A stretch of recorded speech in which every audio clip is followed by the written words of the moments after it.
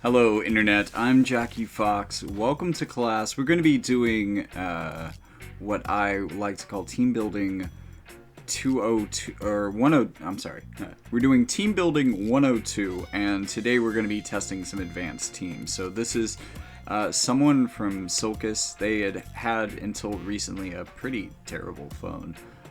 And because of that, they had skipped a lot of the kind of finer details of the game, and they're trying to get back into it now and build some of that stuff up, and you know, not having like trust rune sets and stuff is really hurting this team quite a bit. Anyways, they asked me to test their team in mock, so I tested it versus a variety of teams, and that's what we're going to be seeing first. Now, my biggest complaint with this team is that its buff order initially is pretty bad. It seems to be able to do some things, but I think if units like Elena and Engelbert were getting courage off, and perhaps we set something up that was a lot more similar to the pattern that I was explaining in Team Building 101, if I could try to imitate that as much as possible, I think we could do really well. Now, one of the issues here is Stella Maris, because it is aimable, which is better than a lot of the, you know, cross-shaped buddy buffs.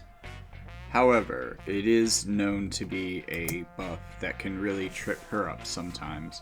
So I'm going to try to set her up to be able to use it, and to do that we're going to have to get Cloud into place before Elena.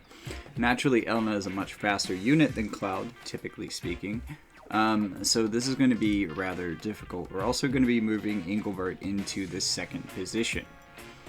Also, for people who are wondering about the Strike team, this is my Strike team with 3 out of 6 of the Strike VCs so far. Maybe not the most ideal units, but I do have a level 140 Tifa, so unfortunately I believe in this fight she, along with many other characters, get one shot by a 140, or actually like a 1, I think he was at like 124 or something.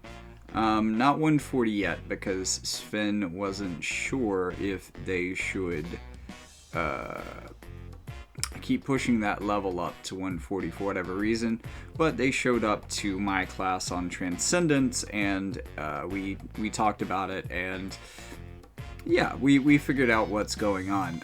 Also, we did a team building class together, and that's what we're going to be getting to next after we see them test against my Earth team. Now, I don't know about you, but for me, lightning is a bit of, water is a bit of a light counter, so especially moving this Cloud away from the first slot is definitely going to encourage more light teams to attack it. Now, as we saw in the first couple of matches, Perrine is a pretty hard matchup for this team, only because she can dish out some really powerful single target damage to Cloud, and with her threshold heal and generally very high HP, she's able to tank him out and then trade with him, except that she's taking damage instead of, you know, the sort of trade where he... it's a very awkward and unfortunate trade for his side of the field for Cloud, unfortunately, because, you know, he gets some AoE... Well, I'm not sure he gets AoE resistance. I think he might get more AoE resistance in 140, but that's not really helping very much against Perrine. But lately I've also been using my Earth team a lot more against light and light evasion teams, so I'm hoping that this team will do good as well. Unfortunately, because of the way that the VCs are set up, I believe Elena is not performing as well as she could be. There is a Bahamut on here, which is definitely helping her out a lot, but it's not necessarily helping the rest of the team as much. So another big thing that I want to do here is switch to Rainbow Vision cards, and I'll show you a team build of what I recommended for this team before we switch into the training video. A bit weaker than the previous set. Is this just because we want them to get the abilities off better? Yeah, mainly. So we did manage to get Cloud faster than Elena. It is. Good. Good, His okay. is 104. Yeah. Hers is 94. And Bert is sitting at 67. Yes. Alright. Oh no. No. It's saying no. Try again? The password? Sorry. I don't know. I can't see it. Ah, shit. But you got your buffs off right, Sven. Yeah. Sorry, my oh no is because I turn off the ability stuff. Because ever since I used to play on the phone that we're talking through right now, I have always had them off because sometimes the game would crash because Cosmo Bloom is too much. With the improved buff order, things were working out okay. However, we decided we could make the team a bit better by trying another strategy that we've been testing out in the classroom, and that might benefit you as well on certain maps. And that is, since all accounts recently got a producer's bow, trying to put that on your support unit to intentionally give them less move. Hopefully the hate won't be relevant. You might want to watch out if you're going up against rangers or gunners, especially if your support happens to be weak to that. But otherwise, it's going to give them less movement and make them less likely to get caught up in AoEs and more likely to be able to heal from range. And with the Kuriga updates, all white mages have potentially a lot more range on their Kurigas now. So healing from the back row is potentially easier than ever. And I have to admit, I think this made the whole team a whole lot more solid. Yeah, I filled out a survey that they were badgering me for, and when they asked for the number, I filled it in. And I need to use that more often. That's yeah. clever. I went back into the restaurant today. Yesterday? No, it's Friday. And the manager was like, "You fucking asshole." What I do? Wrote the number. I was like, "The number?" And he's like, "That number." And I was like, "Oh, okay. Yes, that was me."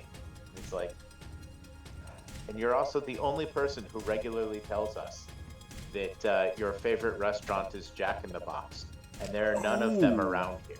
And I was like, "Well, yeah, that's not my fault. You put it in the list. I have to choose it because it's the truth."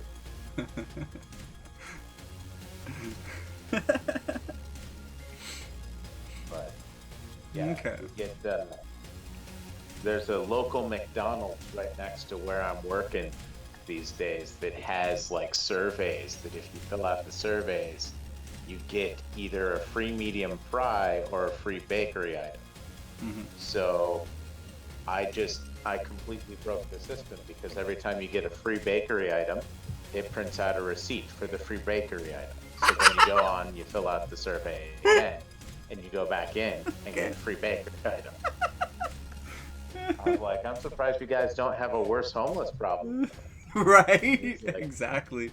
Did you hear about the guy in California who was using like Six Flags or something like that, like a meal plan out of there, or that was a part of like a season pass to eat like 2 meals a day for effectively $1 a day or less for years before they like caught on because he went viral on social media and they were just like, oh no, this is going to be a big issue in California. yeah, you can't go viral with that sort of stuff. You can't share your tricks with too many people because then people catch on and now it's oh, you're gaming the system. I'm gaming the system. You're gaming the system. I'm just taking advantage of what's handed to me, thank you. Yeah. If you didn't want me to do it, you should have designed a better system. The chicken wing bandit.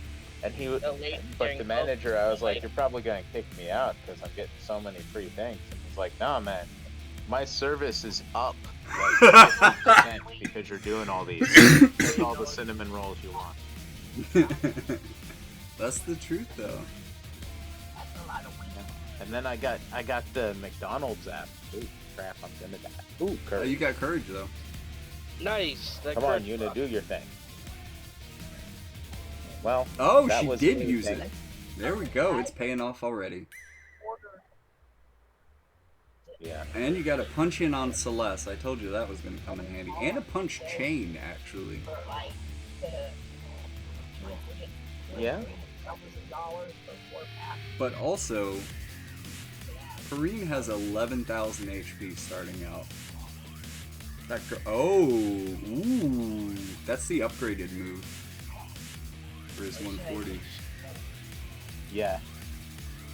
Well, Oh wow, you're I'm, actually gonna I mean, Slime is like way in the backfield and might potentially come in with a clutch heal, but I kind of doubt it. Oh, especially if the Celeste moves over there. Ooh, all resistance up though. and probably gonna. Ooh, nobody died.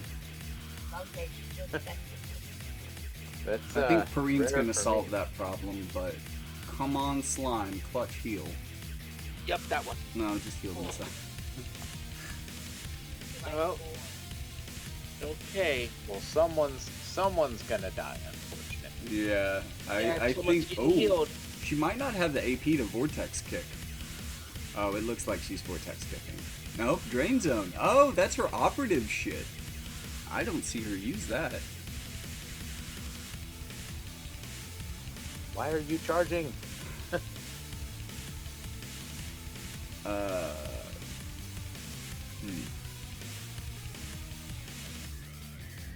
That's why. Ooh! Okay. It's not the worst thing, but it does definitely mean that.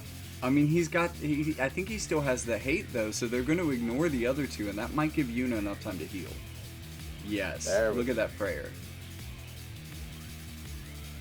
And Perrine is almost certainly out of AP now, so... Yeah, she was at 10 up until she did the move. So you're not getting Vortex kicked, which is really what you're going to be worried about. Also because it's going to... Oh, sweet little birdie. I had a lot of birdies that were very happy with me this morning. Oh, yeah? Yeah, I opened the door for them, and they were just very excited. I think it was just like a whole bunch of birds that were just very happy they survived the storm last night. Oh, yeah, dude, that storm was wild up here. Oh, really? Not the specific one you had. We had one Saturday. Okay. Going into Sunday that took out trees that were over 100 years old. It took out power lines. Half of there is a local neighborhood called Aliquippa. Their entire traffic system went down. So it was real crazy for a bit there. I was at my friend's house for D&D, and like we didn't even start for a long ass time because everyone was out on the porch watching these like 120 foot tall pine trees lean like 70 degrees. That's so they're 20 degrees off of. Yeah. It's and it wasn't the same storm, so this didn't like come from north then. Because I didn't realize it was a storm until I woke up. Well, no, I didn't realize it was a storm until I woke up this morning after. Well, I mean, I had some inkling that there was a storm going on outside. It was pretty fucking ominous, but... But it didn't come from the north, so it's not the same one. It's just a lot of storms. Gotcha.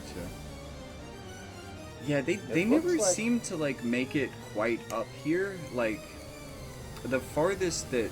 Since I've been here, the farthest that hurricanes have really made it up the East Coast has been South Carolina.